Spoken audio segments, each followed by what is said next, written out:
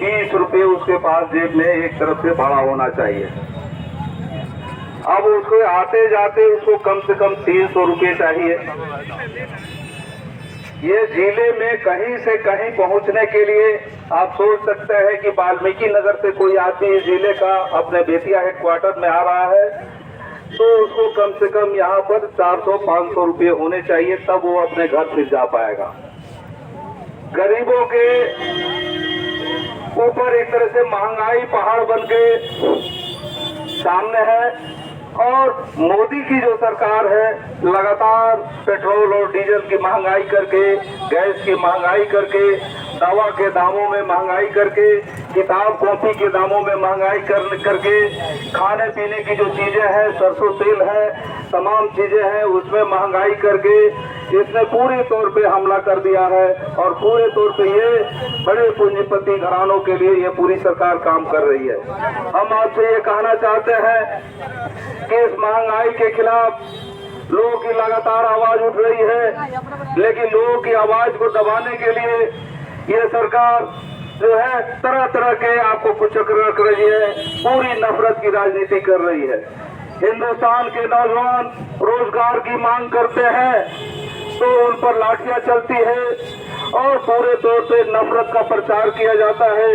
कभी ज्ञानवापी मस्जिद के नाम पर, कभी जो है अजान के नाम पर, कभी जो है वो हिजाब के नाम पर, तो कभी जो है मॉब लिंचिंग करके, और इस तरीके से वो जब चाहते हैं तब वो नफरत के कारोबार में अपने लोगों को लगा करके, तमाम असामाजिक लोगों को लगा करके और पूरे जनता के जो जिंदगी के सवाल हैं उसको रोक देते हैं। हम आपसे ये कहना चाहेंगे, जब आप अपने हक अधिकार की बात करेंगे तो मोदी कहते हैं कि अधिकार की बात बहुत हो गई, अब कर्तव्य की बात होनी चाहिए।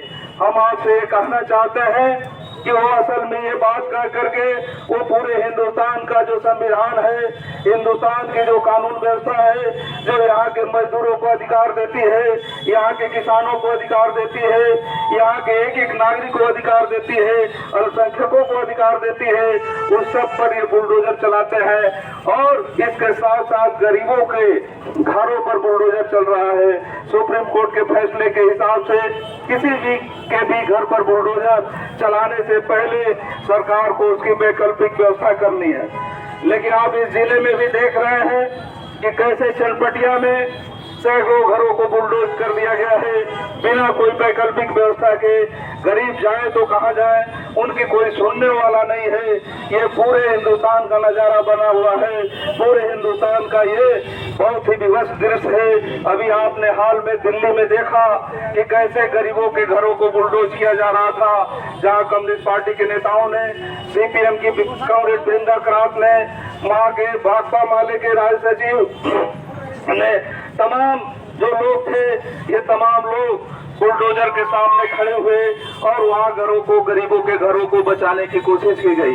हम आपसे ये कहना चाहते हैं, आज केवल वाम झंडा ही, लाल झंडा ही है, वाम पार्टियां ही है जो किसानों के सवाल को, मजदूरों के सवाल को, लोगों के जिंदगी के सवाल को लेकर के मोदी राज से आपको टकरा रही है।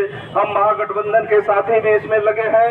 हम आपसे ये कहना चाहेंगे कि आज जरूरत है कि इसके खिलाफ एक मुकम्मल लड़ाई लड़ी जाए और आज जो ये अभियान चल रहा है पूरे देश में महंगाई के खिलाफ, लोगों के रोजी रोजगार के लिए, लोगों के अधिकारों पर जो संवैधानिक अधिकार है, जो लोगों के घर है उस पर जो बुलडोजर राज चल रहा है, इस बुलडोजर राज के खिलाफ आज पूरे देश में एक अभियान चल रहा है। 25 से 31 तक का अभियान है। इसी के क्रम में आज हम सीपीआई के लोगों ने, भाकपा के लोगों ने, सीपीएम के लोगों ने और भाकपा माले के लोगों ने आज जो है हम लोगों ने एक संयुक्त आपको प्रतिवाद सांकेतिक रूप से किया है और आने वाले दिनों में ये एक बड़ी लड़ाई का आगाज होने वाला है पूरे हिंदुस्तान में। हम आपसे कहेंगे कि इस लड़ाई में आप सभी लोग शरीक हों। यहाँ से आप जाने के बाद गांव-गांव में जो गरीबों का राशन कार्ड पर हमला है, आप देख रहे हैं कि गरीबों का राशन कार्ड जो है पूरे बिहार में 28 लाख गरीबों का जो है राशन कार्ड खत्म किया गया है। अपने पश्चिम चंपारण में 1,29,000 गरीबों के राशन कार्ड का सूची से नाम हटा दिया गया है।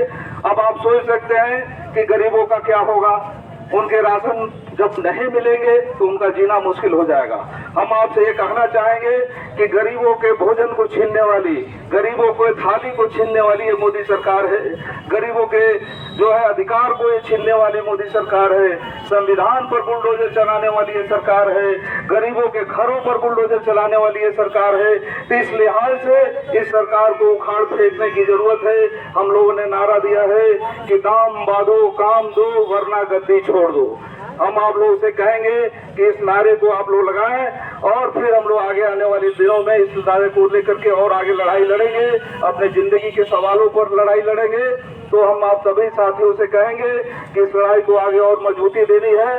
इन्हीं बातों के साथ हम अपनी बात समाप्त करते हैं और आपसे ये कहना चाहेंगे कि आने वाली 5 जून को इस लड़ाई को आगे बढ़ाते हुए महागठबंधन की पार्टियों के साथ पटना के बापू सभागार में एक बड़ा कन्वेंशन होना है, जिसमें सीपीआई के साथी, माले के साथी, सीपीएम के साथी, राजद के साथी, कांग्रेस के साथी तमाम लोग रहेंगे जो अगुआ नेता हैं, कार्यकर्ता हैं।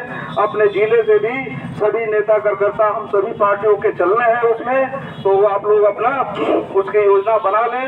हम आपसे ये कहेंगे कि इस लड़ाई में हम लोग सभी एक साथ हैं और एक बड़ी लड़ाई का आगाज हिंदुस्तान में होने वाला है। तो अब बुलडोजर राज नहीं चलेगा और हिंदुस्तान को बदलने की लड़ाई आगे बढ़ेगी। नफरत की राजनीति का अंत होगा और जनता के जिंदगी के सवालों के समाधान की राजनीति होगी। इन्हीं बातों के साथ हम अपनी बात समाप्त करते हैं। इनकलाब जिंदाबाद, वाम एकता जिंदाबाद।